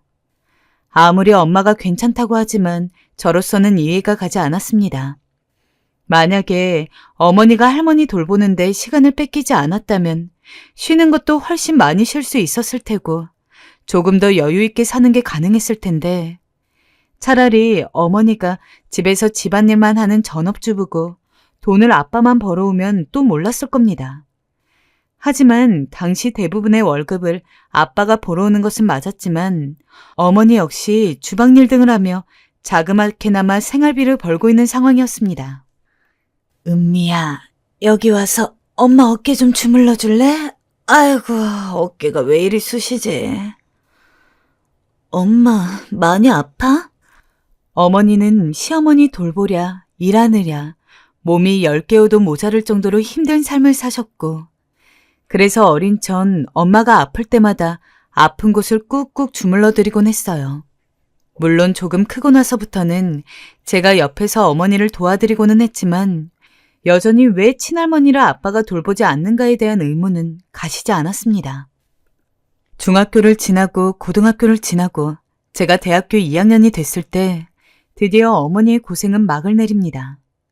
할머니가 돌아가셨기 때문이었습니다. 저한테는 나쁘지 않은 분이었기는 해도 워낙 어머니 고생시킨 걸 봐왔던지라 생각했던 것보다 많이 슬프진 않았습니다. 어머니 역시 슬퍼 보였지만 후련해 보이는 감이 더 컸습니다. 단언컨대 그럴만합니다. 할머니가 돌아가시기 전 약 2년 동안 어머니는 아마 그간 고생해온 것보다 훨씬 더 힘들었을 테니까요. 그때쯤 되니 할머니가 병이 생겨서 어머니는 할머니 똥오줌까지 다 받아줘야 했고 거의 무슨 전문 간병인이나 할 것 같은 병수발을 들어야 했습니다. 그런 과정을 보고 자라서인지 저는 아빠를 그리 좋아하지 않았습니다. 아무리 봐도 아빠가 옆에서 할머니 병수발을 도와줬다면 어머니가 훨씬 더 편한 마음으로 힘들지 않게 할머니를 도와드릴 수 있었을 것 같았거든요. 할머니 돌아가시고 3일간 장례식을 한 뒤 집에 오는데 분명히 하늘나라에 간 건 할머니건을 어머니가 더 당장 죽을 것 같은 얼굴을 하고 있었습니다. 분명히 젊고 예뻤던 어머니가 결혼을 하고 나서 할머니 돌보느라 자기 인생 없이 힘들게 살았던 시간들이 마치 제가 그렇게 지낸 것처럼 마음이 아프더라고요. 그리고 그 모습을 보면서 다짐을 했습니다. 내가 나중에 결혼을 하면 절대 효자 남편을 안 만날 거라고.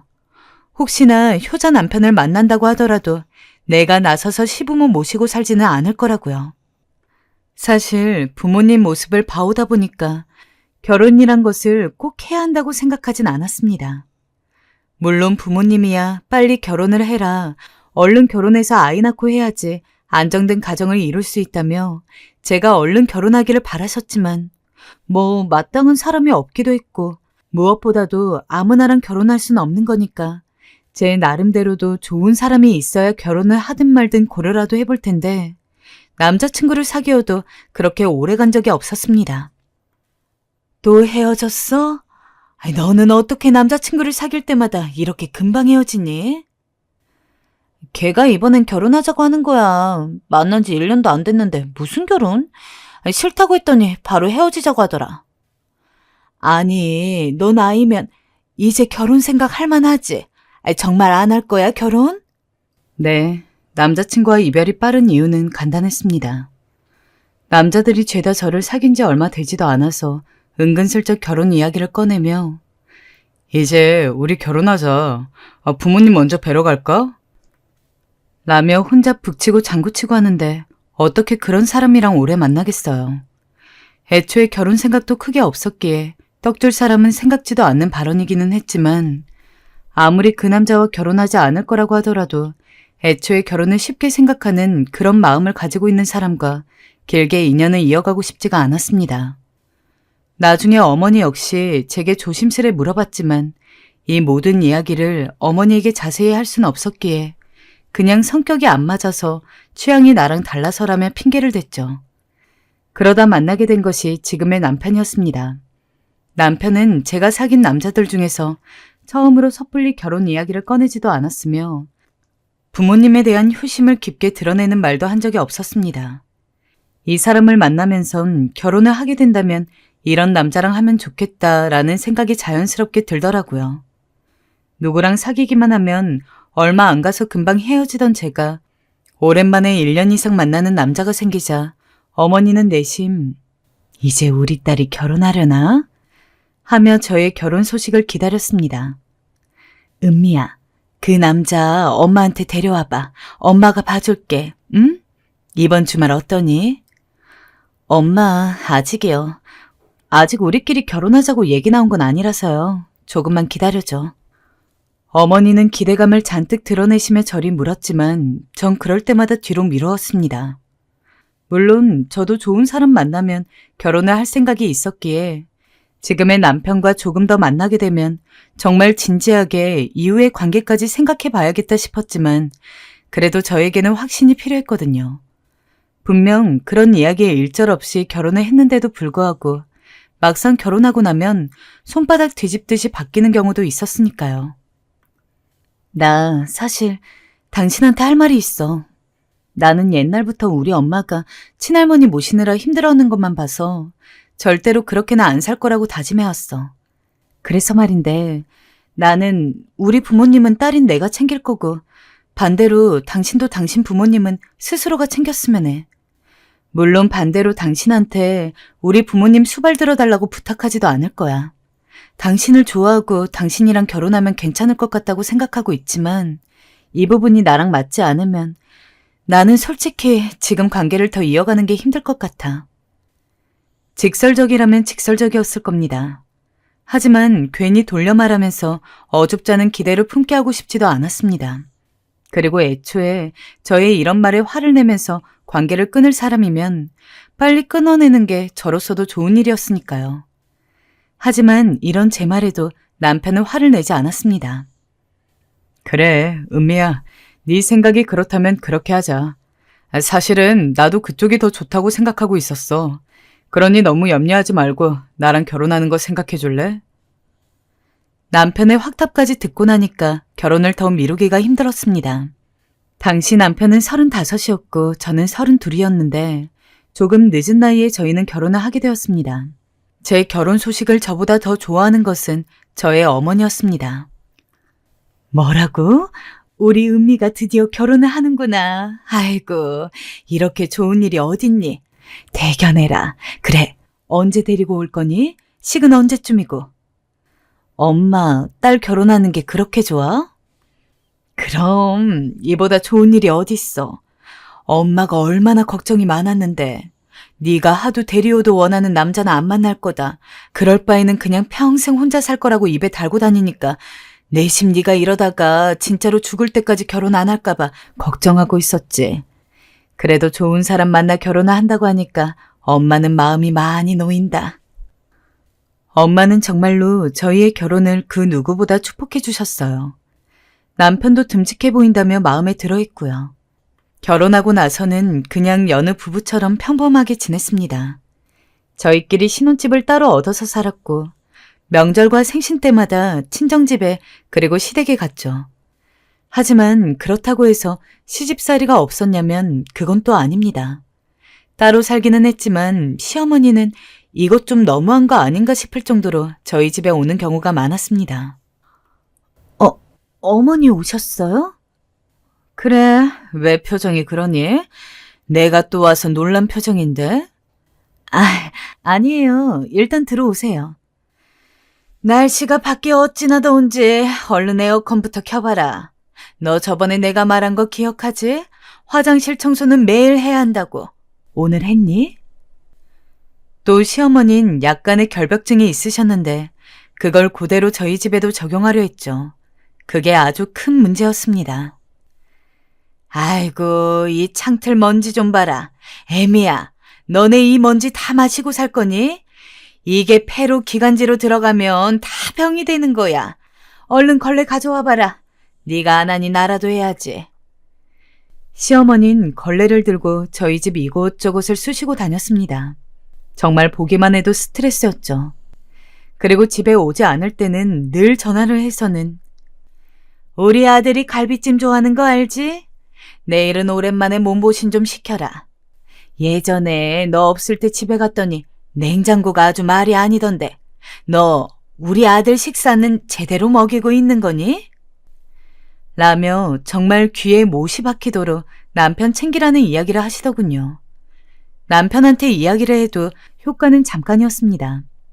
좀 연락이 안 온다 싶어서 이제는 더 이상 안 그러시겠지 하고 있으면 또 한 달 정도 지나서 은근슬쩍 집에 오고 저에게 전화를 거는 일들이 다시 늘어났습니다. 정말 엄청 스트레스를 받고 있었는데 그때 예상외로 저를 도와주신 게 바로 시아버지였습니다. 그때가 아마 추석이었을 거예요. 시댁에 가서 전을 부치고 상을 차리고 있는데 시어머니가 다가와서는 또 이것저것 잔소리를 하더군요. 계란물을 이 정도만 묻히면 어떡해? 더 듬뿍 묻혀서 부쳐야 맛이 좋지. 동그랑땡은 준비했니? 저번 추석에 네가 만들었던 게 맛이 없어서 혼났다 아주. 그래도 그 정도는 참아 넘기는 게 예의라 생각해서 정말 꾸역꾸역 네 어머님 하면서 받아 넘기고 견뎠습니다. 하지만 제가 아무런 말도 안 하니까 시어머니는 그것에 기세등등해진 건지 밥을 먹으면서도 저한테 계속 잔소리를 하시더라고요. 뭐 제 요리 실력을 보면 우리 아들이 밥이나 잘 챙겨 먹는지 걱정이 된다느니 이래서 반찬이면 뭐며 해가지고 가져가는 건데 아주 한번 들리면 시어머니를 잡아먹을 듯이 군다느니 저도 성격이 없는 것도 아니고 그런 식으로 부당하게 시어머니가 저한테 잔소리하고 뭐라고 하는 걸 더 이상 참아 넘길 수가 없었습니다. 어머님, 죄송한 말씀이지만 저희 집은 제가 알아서 잘하고 있어요. 어머니가 말씀하시는 것도 한두 번이야 조언이라고 생각하고 감사히 받아들이지. 일주일에 두세 번도 넘게 오시고 심지어는 제가 없을 때 와가지고 제 짐도 막 건드리시고 그러는데 아무리 남이 아니라 어머님이라고 해도 그거는 예의가 아닌 것 같아요. 방문을 하실 거면 애초에 남편이랑 저한테 모두 얘기를 해야 되는데 어떤 때는 남편한테만 이야기하고 어떤 때는 말도 없이 오시고 제가 어떻게 안 불편할 수가 있어요? 당연히 혼날 걸 각오하고 던진 말이었습니다. 시어머니는 어리 빠진 듯 어버버하면서 절 손가락질하고 온기 가득했던 밥상 앞이 진짜 한순간에 쎄해지는 기분이 느껴졌죠. 순간 이번만 더 참을 걸 그랬나? 하고 후회가 됐지만 언젠가는 한 번 정도 이야기를 했어야 할 것 같은 말이었기에 일부러 더 당당하게 앉아 있었습니다. 그러던 중 잠깐의 정막을 끊고 시아버지가 말씀하셨죠. 당신 요새 뻔질나게 밖을 들락날락 거린다 했더니 잘 살고 있는 애들 집에 갔다 온 거였어? 내가 그런 것 좀 하지 말랬잖아. 며느리가 얼마나 불편하면 이 자리에서 이런 얘기까지 하겠어. 그리고 뭐 일주일에 두세 번? 아니 거길 당신이 그렇게 많이 갈 이유가 대체 뭐야? 앞으로는 절대 가지 마. 미안하다 아가야. 나한테 들켰으면 내가 지인즉하지 말라고 했을 텐데 앞으로 내가 못 가게 단단히 단속하마.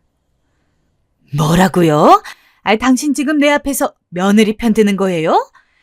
애가 대체 살림을 어떻게 하고 사는지 당신이 알아요? 창틀에 먼지도 한가득이고 화장실에도 물때가 있고 난 그런 거 못 본다고요. 왜 애들 사는 집을 당신이 신경 써? 당신은 당신 집이나 신경 쓰면 되지. 그리고 저번에 내가 말했잖아. 첫째 며느리한테도 괜히 시집살이 시키지 말라고. 이번엔 이게 둘째로 옮겨간 거야? 허튼 생각하지 말고 앞으로 들락거리는 거 내 눈에 보이기만 해봐. 알았어? 남편에게는 먼저 결혼한 형이 하나 있었는데 알고 보니 남편이 저와 결혼하기 전에는 시어머니가 형네 집에 들락거리며 저한테 하는 것과 똑같이 그쪽 며느리에게 뭐라고 했나 봅니다. 그걸 알게 된 시아버지가 길길이 날뛰어서 시어머니는 더 이상 이전처럼 잔소리를 하거나 시집살이를 시키진 못했는데 마침 제가 남편과 결혼을 했으니 옳다구나 하고 그 모든 것들이 저에게 집중이 된 것이었어요.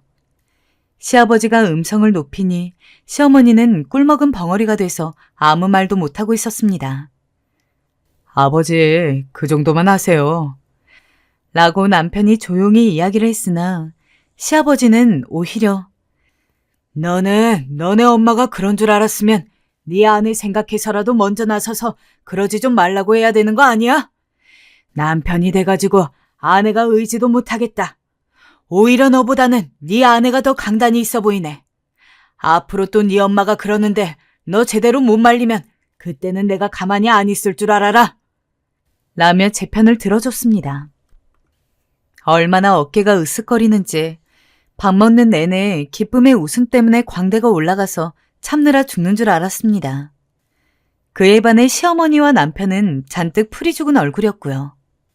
식사를 다 하고 상을 치우면서 슬쩍 시아버지에게 다가가 감사하다고 하니까 시아버지는 제 어깨를 툭툭 두드리면서 앞으로 또 이런 일 있으면 그때는 나한테 이야기해라. 내가 다 막아줄 테니까. 라며 다시 한번 위로해 주었습니다. 그나마 시댁 식구들 만나는 게 아주 힘들지 않았던 이유는 전부 시아버지가 있었기 때문입니다. 정말로 시아버지가 아니었으면 시어머니의 그 집착에 가까운 시집살이를 어떻게 견뎠을지. 아마 제 성질을 못 이겨서 결국 남편이랑 이혼하는 것까지 고려해봤을 것 같습니다. 아무튼 그날 이후 시어머니는 절대 이전과 같은 간섭을 제게 하지 않았습니다. 덕분에 저의 결혼 생활은 그 어느 때보다도 평온했죠. 오로지 남편과 저, 그리고 이후 나온 자식만 생각하면 되니까 사는 게 힘들어도 그럭저럭 버틸만 했습니다. 언제는 아버님의 손을 꼭 잡고 이렇게 말씀드린 적도 있죠. 아버님, 감사해요. 제가 아버님 덕분에 많이 편해졌어요. 아시죠? 됐다. 그런 걸 가지고 뭐 고마워하기는. 네 시애미가 좀 유별난 구석이 있긴 해도 마음이 못된 사람은 아니야. 말이 좀 뾰족해서 그렇지. 네가 그런 점들은 너그러이 이해해줘라. 네, 알겠어요, 아버님. 하지만 어느 날 너무도 충격적인 소식을 알게 되었죠. 바로 시아버님이 돌아가셨다는 이야기였습니다. 암으로 투병을 하고 계시긴 했어도 설사 이렇게 빨리 가실 줄은 상상도 못했던 터라 얼마나 가슴이 아프던지 저는 거의 오열을 하다시피 병원으로 향했어요. 우리 아가 잘 살아야 한다. 항상 사랑한다. 알지? 아버님. 아버님은 힘없이 제 손을 잡으시며 저 말 한마디 하시고 세상을 떠나셨어요. 아무리 시부모 간섭 없이 부부끼리의 삶을 추구하는 저일지라도 시아버지가 돌아가셨을 때만큼은 정말 펑펑 울었던 것 같습니다. 20년 넘게 결혼 생활을 지속하면서 때로는 남편보다 더 제 편이 되어주었던 분이 바로 시아버지였으니까요. 너무 갑작스럽게 돌아가신지라 마음의 준비를 할 시간도 없었습니다. 1년에 2-3번 정도만 얼굴을 보는 것이 다였는데 정말 이럴 줄 알았으면 적어도 시아버지만큼은 직접 시간을 내서 한 번 만나가지고 며느리로서 식사라도 대접할 걸. 후회가 너무도 짙었지만 이미 돌아가신 시아버지를 앞에 두고 제가 할 수 있는 일 없었습니다. 그리고 시아버지가 돌아가신 이후 남편은 시어머니와 자주 대화를 하는지 종종 저에게 시어머니에 대해서 이야기를 하고는 했습니다. 엄마가 아빠 돌아가시고 너무 힘들어하시는 것 같더라. 요즘 밥도 잘 안 먹으시는 것 같고 밤에 잠이 안 오신다네. 일을 어떻게 하면 좋지? 그래, 당신이 아들이니까 어머님 좀 잘 좀 보살펴드려. 연락도 자주 드리고. 전화를 해도 어쩔 때는 안 받으실 때도 있어. 엄마가 걱정돼 죽겠어. 알잖아, 우리 엄마 아빠 금술 좋은 부부셨던 거. 그러니 이 상황에서 엄마가 얼마나 힘이 들겠어. 사실 저도 마음이 좋지 않았어요. 며느리인 저 역시 슬프지만 사실 이런 상황에서 제일 힘든 건 시어머니였으니까요. 하지만 이후에도 계속해서 엄마가 어쨌더라 저쨌더라 하면서 시어머니의 아주 작은 일거수일투족까지 미주알 고주알 이야기하니까 뭔가 이상하더라고요. 바라는 게 있나 싶고. 당신 요새 어머님 이야기 되게 많이 꺼낸다. 처음에는 그냥 아버님 돌아가시고 나서 어머님 걱정돼서 그런 건 줄 알았는데 솔직히 지금 되게 이상한 거 알아? 당신 나한테 뭐 바라는 거 있어? 아니, 그건 아니고 솔직히 말해도 될까? 사실은 엄마가 무릎이 아프고 거동이 힘든 상태라서 병원을 다녀야 하거든. 근데 엄마 혼자 그러는 건 너무 불편하잖아. 매번 택시도 잡으셔야 하고. 그래서 난 우리 집에서 모시면 어떨까 싶은데. 조금은 당황스럽기도 하고 화가 났습니다. 어머님의 아픈 것 때문이 아니라 제가 결과적으로 그 이야기를 먼저 꺼낼 때까지 아무 말도 못하면서 제 눈치만 보고 있던 남편의 행동이 문제였습니다. 결국 병원도 못 가실 상태이니 저희 집에 들어와 살면서 병원을 다녀야 한다는 이야기인데 뭐 한평생 돌봐야 하는 것도 아니고 병원 갈 때 정도야 잠시 머무는 거는 남편이 미리 제대로 저한테 이야기만 했으면 저도 충분히 납득을 할 수 있었을 겁니다. 당신, 그러면 미리 말해주지 그랬어. 왜 그걸 지금에서야 얘기해? 알겠어. 그럼 병원 다니실 때는 오시라고 해. 대신 병원 다니고 나으시면 바로 댁으로 돌아가시는 게 조건이야. 그 조건 지켜줄 거지? 그렇게 할게. 그래도 시아버지가 한번 크게 이야기를 한 이후로 시어머니도 더 이상 저한테 불필요한 연락을 하지 않으셨고, 저도 딱 명절이랑 생신 때만 얼굴을 보니까 예전만큼 시어머니가 밉거나 그렇게 힘들지도 않았습니다. 그리고 어차피 병원 갈 때만 잠시 있는 거니 그렇게 오래 계시지도 않을 거라는 생각에 남편한테 흔쾌히 시어머니 모시고 오라고 했습니다. 약 반년 정도 못 본 건데 그 사이에 시어머니는 확실히 많이 아파 보이셨습니다.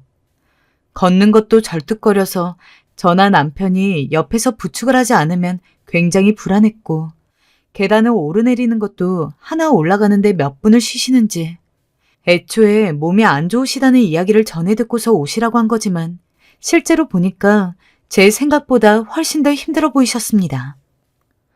어머님, 오늘은 저랑 같이 병원 가요. 어머님, 이거 도가니국인데 무릎에 좋대요. 한 숟갈이라도 떠보세요. 제가 마사지 해드릴 테니 다리 한번 쫙 펴보시겠어요? 네, 그렇게요. 잠시만 이대로 있으세요. 몸도 아프신데 시아버지 돌아가신 것 때문에 많이 힘드실 것 같아서 그래도 이럴 때만큼은 며느리 노릇을 해야겠다 싶어서 제가 먼저 자진해서 어머니를 모시고 병원에 가기도 하고 그랬습니다. 관절염이 심해진 상황이라고 해서 무릎에 좋은 도가니국을 잔뜩 끓여서 드리기도 하고 마사지기며 뭐며 집안에 온통 시어머니에게 좋은 것들만 잔뜩 사두었습니다. 당연히 선의로한 행동이었습니다. 하지만 몇 달 동안 병원을 다니면서 확실히 처음보다 나아진 시어머니는 그 이후로도 차일피일 온갖 이유를 대며 집에 가는 것을 미루더니 이제는 아예 눌러앉으시고 말았습니다. 병원도 안 가고 그냥 집에만 계시더라고요. 어머니한테 집에 와도 된다고 말씀을 드린 건 오래 있지 않을 거라고 생각했기 때문이었습니다. 근데 하는 행동을 보면 오래 있고 짧게 있고의 문제가 아니라 아예 평생 저희랑 이렇게 사실 것처럼 구는데 저는 죽어도 평생 모시고 살 자신 없었거든요. 심지어 시어머니 행동이 정말 가관이었습니다. 예, 너 잠깐 일로 와봐라. 아휴, 내가 안 하려 했는데 집고를 왜 아직도 이러고 하고 사는 거냐? 넌 몇십 년 집안일 했으면서 아직도 이게 안 되니? 내가 네 시아버지 있을 적엔 어쩔 수 없이 손을 안 댔는데 여기 며칠 있으면서 보니까 아주 집 상태가 아니, 개판이다, 개판. 이런 개판 5분 전 집구석에서 어찌 사는 게야? 응? 너 어디 할 말 있으면 좀 해봐라. 그리고 어제 보니까 우리 철용이한테 밥 안 차려주고 혼자 차려먹게 하던데. 너 원래 나 없을 때도 그러고 살았니? 대체 왜 힘들게 일하고 온 애 밥을 안 차려주고 있는 거야? 어머님, 죄송하지만 저 그때 전화하던 중이었고요. 제가 미리 만들어 놓은 반찬과 국이 있으니까 이 사람이 그 정도는 떠먹고 스스로 차려 먹을 수 있다고 생각해요. 저희 그렇게 살아온 거 맞고요. 그리고 자꾸 개판개판 거리시는데 저 나름대로 매일 쓸고 닦고 하면서 집 정리해요. 그게 어머니 성에 안 차셔서 그런 말씀하시는 거겠지만 솔직히 조금 불편하네요. 불편? 이게 시애미한테 못하는 소리가 없네. 너, 네 시아버지가 널 아주 오냐오냐 해주니까 그 뒤에 숨어서 파냈지? 근데 말이다, 나는 너 오냐오냐 해줄 생각 없다. 하나하나 붙어서 집안일 명령하고 지시하는 것도 모자라 막말을 퍼부어대는데 정말 사람을 미치게 할 노릇이더라고요. 전 당연히 남편한테 가서 이야기했습니다. 여보, 어머님이 돌아가실 생각 안 하는데 당신이 한번 이야기해봐. 난 더 이상 같이 못 살아. 엄마가 얼마나 외롭고 쓸쓸하면 그러겠어. 난 우리 엄마 마음 다 이해돼. 여기라도 있어야 사람 사는 온기 느껴지고 편안하니까 저러시는 거야. 솔직히 엄마가 여기 살아도 당신 크게 불편하게 하는 거 없으니까 그냥 있게 해주면 어때?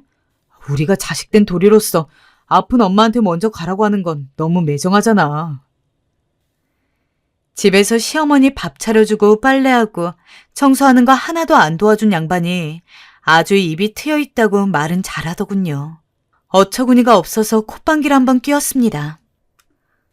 말 같지도 않은 소리 하지 마. 어머님 여기 오라고 했던 거 어머님이 병원만 한두 달 다니다가 다시 사시던 곳으로 돌아갈 거라고 생각했기 때문이야. 당신, 내가 처음에 결혼할 때 그랬지. 나는 절대 시부모님 못 모시고 산다고. 당신이 정 어머님이 걱정이 되고 같이 있고 싶으면 이 집 나가서 당신이 어머님이랑 둘이 살다가 원할 때 들어와. 그거는 내가 이해해 줄 수 있으니까. 아니면 요즘 요양은 잘 되어 있으니까 그쪽을 알아보던지. 막상 제가 그렇게 이야기하니까 말문이 탁 막히는지 우물쭈물하던 남편이 그게 말이 되는 소리냐며 항변했지만 저는 절대 안 된다고 딱 잘라 말했습니다. 남편이 아무리 애걸복걸해도 넘어가지 않았죠. 친구한테 이 이야기를 했는데 한 친구는 제가 똑부러지다고 그러는데 한 친구는 그래도 가족이 됐는데 너무 매정하다고 그러더라고요. 내심 그 말을 듣고 나니 정말 세상 제일 나쁜 며느리가 된 것 같아 억울하고 그랬어요. 결국 남편이 말해 어머님이 다시 집으로 돌아가셨는데 남편이 시위라도 하는지 그 이후로 맨날 술만 먹고 들어오기 시작했어요. 넌 참 매정하고 이기적이다. 어떻게 우리 엄마를 집에 그대로 보낼 생각을 하냐? 네가 우리 엄마를 버린 거야. 너 우리 엄마 거기서 고독사라도 하면 어쩔래? 너가 책임질래? 당신 똑바로 이야기해. 난 애초에 당신이 그렇게 어머님 모시고 싶으면 여기 나가서 어머님이랑 살다 와도 된다고 말까지 했어. 근데 무슨 내가 어머님을 버려? 어머님은 당신 부모야. 내 부모 아니고. 내가 모셔야 할 부모님은 따로 계셔. 그렇게 효도하고 싶으면 당신이 해야지. 왜 나한테 그래? 그러니까 네가 이기적이라는 거야. 우리 엄마가 그래도 너 며느리랍시고 가끔 저녁 해주고 그런 건 기억도 안 나지? 넌 아마 바늘로 찔러도 피 한 방울 안 나올 거다. 내가 어떻게 너 같은 여자랑 같이 사는지 속 답답해. 남편도 어지간히 취했는지 제게 꽥꽥 소리를 지르더군요. 이렇게 정냄이 없는 인간일 줄 몰랐다면서 그 말에 기가 차서 이야기했습니다. 그래, 그럼 이참에 갈라서자. 뭐? 나 같은 여자랑 못 살겠다며. 그럼 갈라서자고. 이젠 아주 협박을 하네. 당신 잘 생각해봐. 만약에 우리 엄마 아프면 당신이 집안일, 빨래, 청소, 요리 다 하고 우리 엄마 모시고 맨날 병원 가고 그럴 거야? 돌아가시는 그 순간까지? 당신이 만약 정말로 그럴 자신 있으면 어머님 다시 모시고 와. 그러면 나도 받아들일게. 뭐? 장모님은 내가? 내가 왜? 장인어른이 계시잖아. 기막혀. 그러니까 우리 엄만 그렇게 모실 자신 없고 난 당신 어머니 모시라는 거지? 더 이상 당신이랑 할 말 없고 내 입장은 똑같아. 싫으면 당신 말대로 갈라서. 참 꿀먹은 벙어리처럼 아무 말도 못하는 남편의 모습을 보니 한숨만 절로 나왔습니다. 대리 효도는 안 시킬 것 같아서 결혼했더니 이건 뭐 사기 결혼도 아니고. 그런데 기막힌 건 다시 시어머니가 오셨다는 거예요.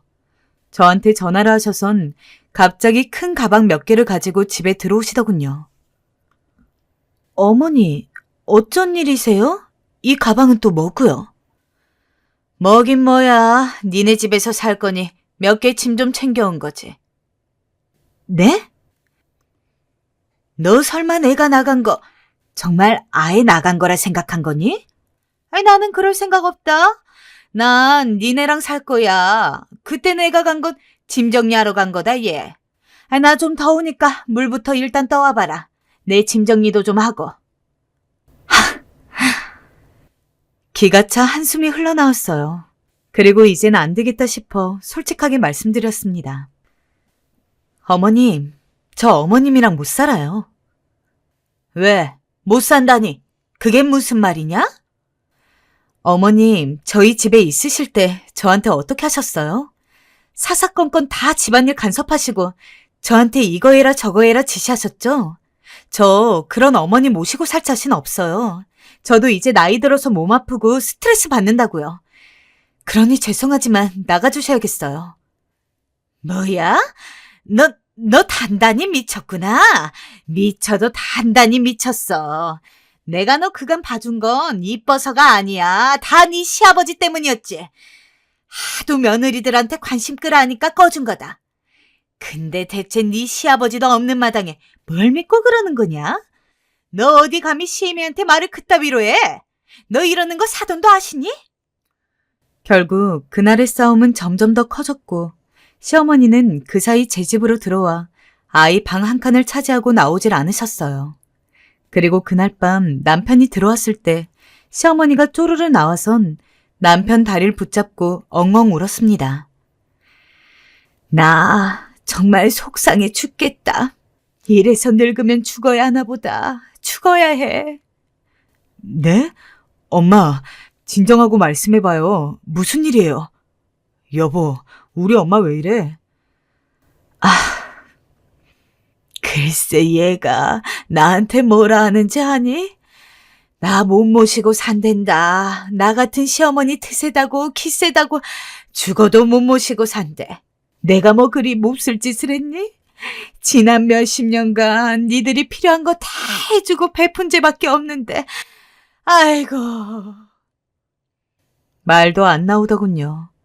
거짓 눈물 흘려가며 남편 붙잡고 저러시는데 무슨 연극 보는 줄 알았습니다. 전 더 그 꼴 보기 싫어 그냥 밖으로 나가버리려 했어요. 근데 그때 갑자기 남편 눈빛이 돌변하더니 절 콱 붙잡더라고요. 어디가 당신? 우리 엄마한테 저렇게 말한 거 사실이야? 사실이냐고? 남편은 악에 바친 듯한 얼굴로 제게 소리를 질러댔고 순간 그 모습이 우습게 느껴지기까지 했어요. 사실이면 어쩔래? 근데 제 말이 끝나자마자 갑자기 볼이 확 달아오르더군요. 네, 바로 남편이 제 얼굴에 손을 댄 겁니다. 저도 놀라고 시어머니도 놀라고 남편마저 자신이 순간적으로 저지른 행동에 놀란 듯 했습니다. 이게 도대체 무슨 일인지. 결혼 생활 내내 말싸움은 있었지만 이런 식으로 절 때린 건 처음 있는 일이었어요. 순간 맞은 것에 대한 고통보다 분노와 모멸감이 먼저 차오르기 시작했어요. 내 앞에 있는 이 인간을 용서할 수 없겠더라고요. 전 곧바로 남편의 머리채를 붙잡았고 미친 듯이 뒤흔들었습니다. 시어머니는 또 자기 자식 머리채 잡히는 게 싫었는지 제 손을 입으로 물고 손으로 때리고 난장판도 이런 난장판이 없었죠. 그날 이후 전 남편과 냉전을 겪었어요. 서로 필요한 이야기는 했지만 예전처럼 쉬는 날에 같이 붙어 앉아서 떠든다거나 그런 일은 한 번도 없었어요. 남편은 제게 용서를 빌었지만 전 넘어가지지 않더라고요. 시어머니로부터 시작된 갈등이긴 했지만 제 얼굴에 손댄 건 도저히 넘어갈 수가 없었어요. 다음에 이런 일이 또 없을 거란 보장도 없고요. 하지만 저 역시 막상 이혼을 하자니 마음이 캄캄한 건 어쩔 수 없더군요. 여보, 다시 생각해보자. 응? 나 이제부터 당신 얼굴에 손대고 그럴 일 없을 거야. 맹세해. 이런 남편의 말을 그대로 들어주고 싶기도 했고요. 그런데 여기서 결정적으로 시어머니가 등장하시더군요. 시어머니는 이 모든 일을 겪고 제가 이혼 생각을 한다고 하니까 불현듯 제 방문을 열고 들어오시더니 예, 너 우리 아들이랑 이혼한다며? 그래, 잘 생각했다. 나도 우리 아들이 너무 고생하는 것 같아서 언제고 내가 니네 둘 갈라서게 하려 했는데 네가 그리 해주니 고맙구나. 이왕이면 얼른 이혼하고 따로 떨어져 살아라. 기생충같이 우리 집안에 들어와 남편 등골만 휘게 만드는 여잔 차라리 없는 게 나으니까. 마지막 말은 정말 말 그대로 충격적이었습니다. 표독스런 얼굴에 독이 잔뜩 올라 저렇게 말하시는 시어머니. 여러분은 두고 보실 수 있나요? 전 그러지 못했습니다. 그냥 서둘러 하루빨리 인연 끊어야겠다는 생각이 들더군요. 더군다나 남편은 시어머니가 제게 이런 말을 한 걸 알면서도 시어머니 편을 들 뿐 제게 사과조차 하지 않았습니다. 그런 남편의 태도에 너무 실망해 결국 이혼을 결정했고 지금 남편과 이혼하고 혼자 살고 있습니다. 그런데 며칠 전 시어머니에게서 연락이 한 통 왔더라고요. 기가 막혀 여러분들에게 좀 알려드리고 합니다. 며느라, 내가 잘못했다. 나 병원도 다시 다녀야 하는데 같이 가줄 사람이 없구나. 내가 늙은 나이에 그만 너한테 못할 말, 해서는 안 될 말 다 해버렸다. 미안하다. 날 용서하고 다시 집에 들어와 줄 순 없겠니? 언뜻 보면 사과 문자인 듯하지만 그냥 결국 병원 같이 가줄 사람이 필요해 저한테 연락하신 거였어요. 전 바로 거기에 답장해드렸어요. 저 이제 어머니 며느리 아닙니다. 다른 곳에서 사람 찾으세요. 라고요. 아마도 전 남편이 제대로 어머니를 돌보지 않은 모양입니다. 자기 엄마 하면서 끔찍하게 생각하더니 모시는 건 왜 안 모시는 건지 웃기더라고요. 아무튼 여러분, 전 아픈 시어머니 버린 쓰레기지만 그래도 행복합니다. 마음이 우선 편하고 숨 쉬며 사는 것 같거든요. 여러분께서도 지나치게 시어머니 눈치 보시지 마시고 할 말 다 하며 사시기 바랍니다. 무엇보다 우리 며느리들 정신건강이 최고 아니겠어요? 지금까지 사연 들어주셔서 감사합니다.